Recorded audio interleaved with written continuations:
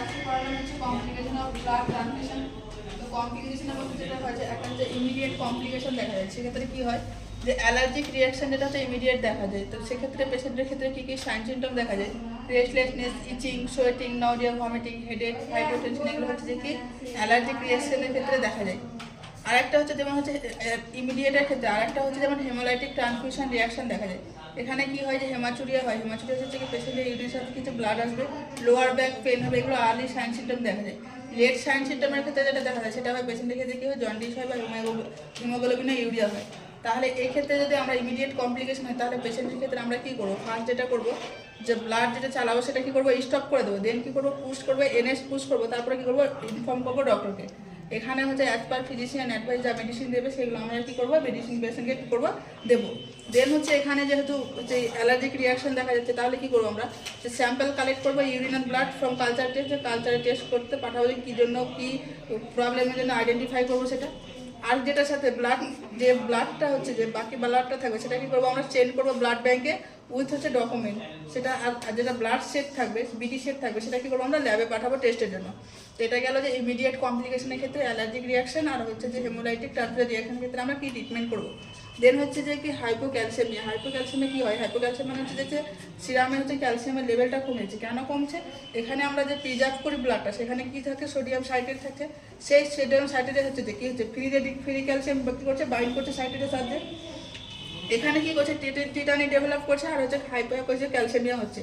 তো পেশেন্টের ক্ষেত্রে যেমন হচ্ছে সাইন সিমটম দেখা যায়, পেশেন্টের ক্ষেত্রে কী কী সাইন সিমটম, যেমন ফেসিয়াল মাসাল স্পাজম হবে, পজিটিভ টোবেস্টিক সাইন, বা হচ্ছে যে ফোরাম হচ্ছে যে কী হচ্ছে কি স্পাজম হবে, যেমন হচ্ছে যে ট্রাউজুসের সাইন। তারপরে হচ্ছে যে যেমন হচ্ছে প্রায়োরিটি আমরা কী করবো, এখানে ফার্স্ট হচ্ছে যেটা হচ্ছে যে ব্লাড ট্রান্সফিউশনটা কী করবো, পেশেন্টের ক্ষেত্রে স্লো করে দেবো, ইনফর্ম করবো ডক্টরকে, ইনফর্ম করবো। আর এখানে হচ্ছে যে কি যে হাইপোক্যালসিয়াম হলে সেক্ষেত্রে আমরা অ্যাডমিনিস্ট্রেশন করবো, কী করবো হচ্ছে ক্যালসিয়াম গ্লুকোনেট কী করবো, অ্যাডমিনিস্টার করবো।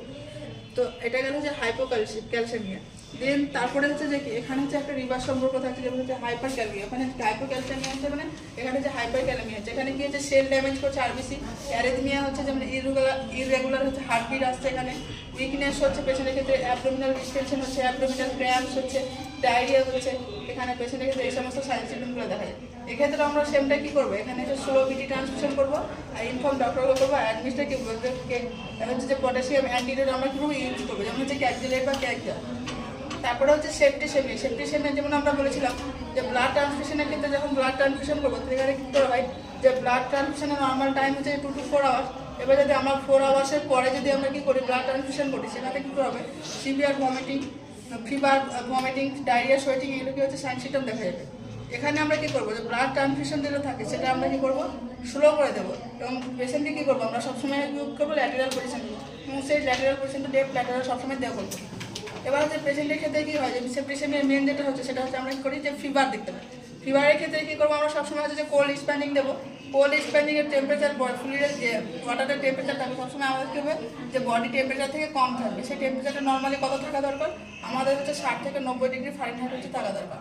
এবং সেই যে কোল্ড স্প্যান্ডিং দেবো সেটা যেন কখনোই 20 মিনিটের বেশি না হয়।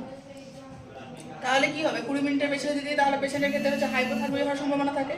আর হচ্ছে যে কোল্ড স্প্যান্ডিং হচ্ছে টার্মিনেট করবো যখন হচ্ছে পেশেন্টের দেখবো যে টেম্পারেচার 101 ডিগ্রি ফারেনহাইট থেকে কমে গেছে, তখন আমরা কী করবো, আর কোল্ড স্প্যান্ডিং দেবো না। এটা গেল সেপ্টিসেমিয়ার ক্ষেত্রে। দেন হচ্ছে যে সার্কুলেটিং ওভারলোড। একবার আমরা আবার বললাম যে হচ্ছে 2 to 4 আওয়ার্সে আমরা কী করি, নর্মালি ব্লাড ট্রান্সফিউশন আমাদের শেষ করতে হবে। তাহলে আমরা যদি কী করি, 2 আওয়ার্সে আগে যদি চালিয়ে দিই তাহলে কী হবে, পেশেন্টের ক্ষেত্রে সার্কুলেটিং ওভারলোড দেখা যাবে।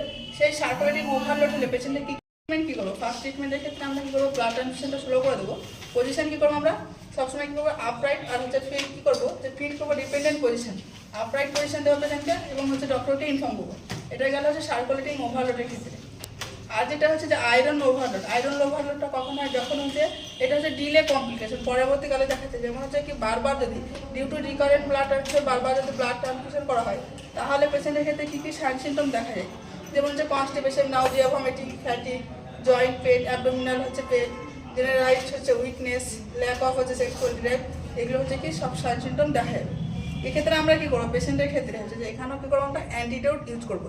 সেক্ষেত্রে কি অ্যান্টিডোট ইউজ করবো, ডেসপিরাক্সামাইন হচ্ছে যে আমরা কী করবো, অ্যান্টিডোট ইউজ করবো।